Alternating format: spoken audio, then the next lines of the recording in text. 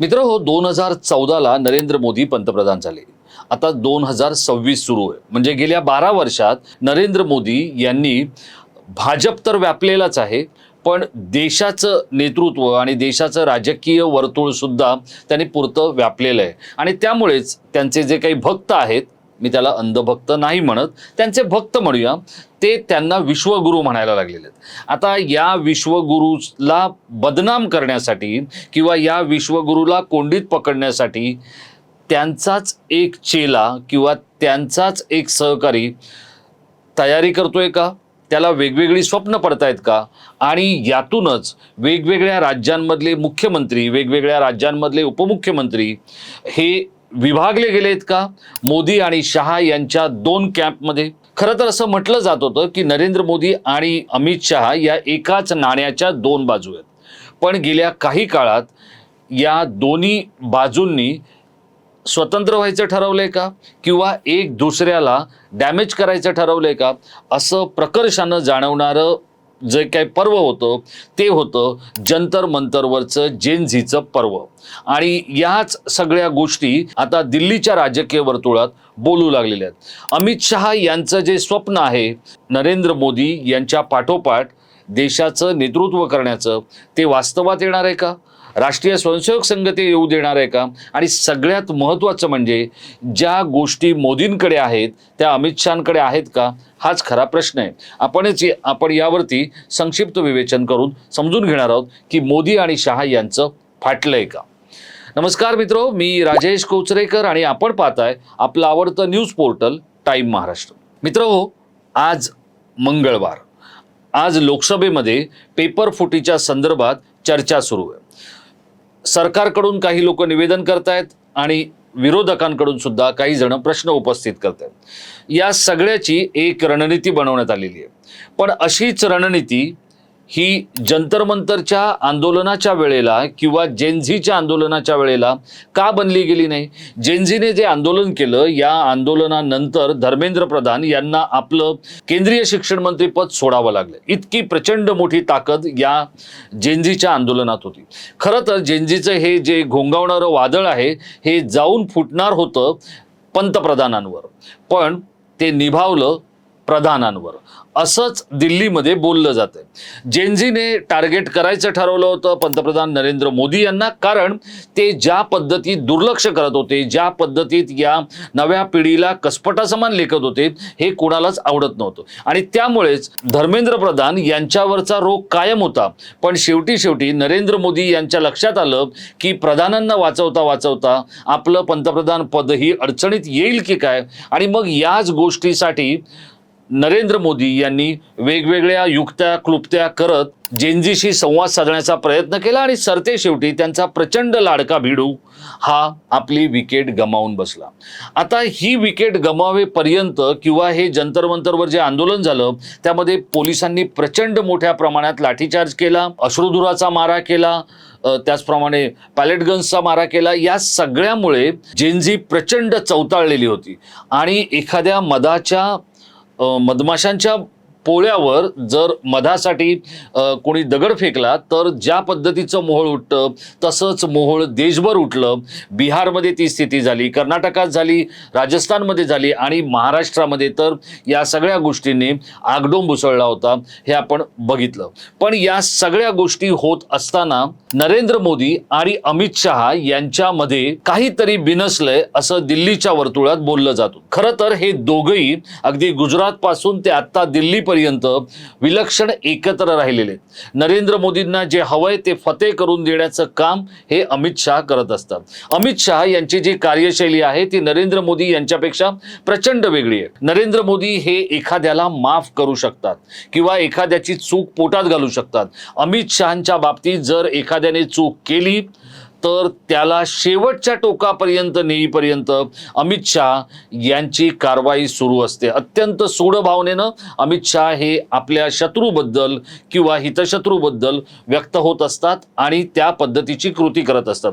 गेल्या काही काळात जर आपण पाहिलं तर नरेंद्र मोदी यांचे काही आवडते लोक हे आपल्याला दिल्लीत किंवा राज्याच्या आणि देशाच्या वेगवेगळ्या भागात आपल्याला ते काम करताना दिसतात. अगदी अमित शहा यांचे सुद्धा काही लाडके लोक आहेत. पण यातला फरक असा आहे की नरेंद्र मोदी यांचे जे लाडके आहेत, उदाहरणार्थ देवेंद्र फडणवीस, हे मूळचे भाजपचे संघाचे अशा पद्धतीचे लोक हे नरेंद्र मोदी यांचे लाडके आहेत. पण तीच गोष्ट जर आपण अमित शहा यांच्या बाबतीत विचार करायला गेलो तर अमित शहा यांना कोण आवडतं, तर बाहेरून आलेले जे लोक आहेत पण ज्यांच्याकडे खूप मोठी राजकीय ताकद आहे किंवा जे वाटेल ते करून राजकीय यश मिळवू शकतात. मग त्यामध्ये महाराष्ट्रातले उपमुख्यमंत्री एकनाथ शिंदे असतील किंवा हेमंत बिस्वा स्वरूप असतील, सुरेंदू अधिकारी असतील, हे असे जे लोक आहेत हे अमित शहांना आवडतात. अमित शहा त्यांच्यासाठी वाटेल ते करतात. म्हणजे जवळपास 15 दिवस पश्चिम बंगालमधल्या निवडणुकीसाठी आणि सुरेंदू अधिकारींसाठी अमित शहांनी एका तिथल्या पंचतारांकित हॉटेलामध्ये संपूर्ण मजला घेऊन तळ ठोकला होता. 2 मजले घेतले होते. खरं तर एका मजल्यावर अमित शहांचं संपूर्ण रणनीतीचं काम आणि त्यांचं स्वतःचं कार्यालय तिथे चालू होतं. दुसऱ्या मजल्यावर अधिकारींचं काम चालू होतं आणि त्या एका पंचतारांकित हॉटेलातून अमित शहांनी ही संपूर्ण निवडणूक केंद्रित केली होती किंवा नियंत्रित केली होती. आता याच अमित शहांचं आणि नरेंद्र मोदी यांचं फाटलंय का, तर त्याला अनेक गोष्टी जबाबदार आहेत. उदाहरणार्थ पोलिसांनी ज्या पद्धतीचा जंतर मंतरवरच्या तरुणांवर लाठीचार्ज केला याचे आदेश कोणी दिले? राहुल गांधी यांनी या संदर्भामध्ये अमित शहांना एक पत्र लिहिलं होतं. अमित शहांनी या पत्राला उत्तर सुद्धा दिलं नाही.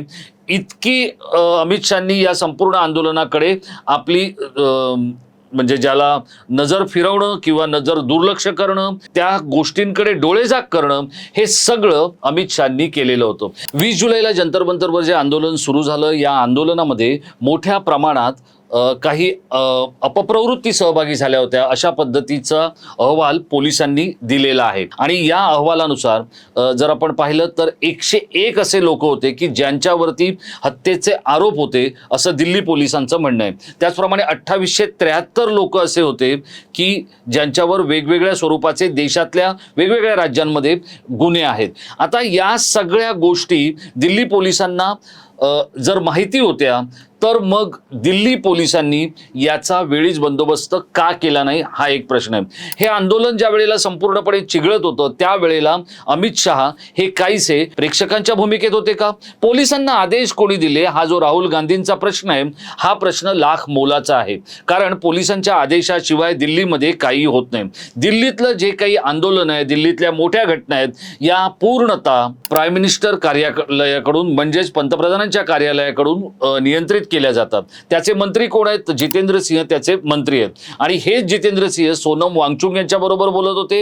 हेच जितेंद्र सिंह सगळ्या गोष्टींमध्ये किरण रिजिजू असतील किंवा JP नड्डा असतील यांच्या बरोबर पुढारपण करत होते, शिष्टाई करत होते. पण इथे कुठेही अमित शहा यांचा सहभाग नव्हता. अमित शहा यांनी प्रतिक्रिया कधी दिली?